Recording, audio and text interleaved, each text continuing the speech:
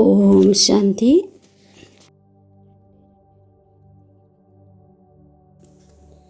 മിതമായ ഉത്തരവാദിത്തങ്ങളെ പരിധിയില്ലാത്തതിലേക്ക് പരിവർത്തനം ചെയ്യുന്ന സ്മൃതി സ്വരൂപ നഷ്ടോമോഹ ആയി ഭവിക്കട്ടെ. നഷ്ടോമോഹ ആകാൻ വേണ്ടി കേവലം തൻ്റെ സ്മൃതി സ്വരൂപത്തെ പരിവർത്തനം ചെയ്യുക.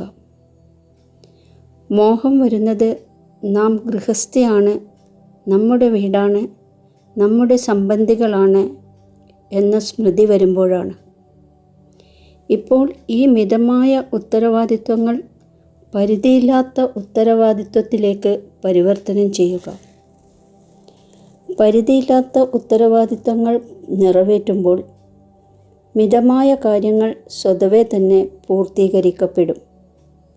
എന്നാൽ പരിധിയില്ലാത്ത ഉത്തരവാദിത്വത്തെ മറന്ന് കേവലം മിതമായ ഉത്തരവാദിത്വം നിറവേറ്റുകയാണെങ്കിൽ അത് കൂടുതൽ മോശമാകും.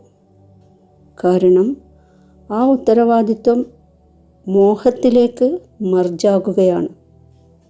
അതിനാൽ തൻ്റെ സ്മൃതി സ്വരൂപത്തെ പരിവർത്തനം ചെയ്ത് നഷ്ടോമോഹ ആകൂ. ഓം ശാന്തി.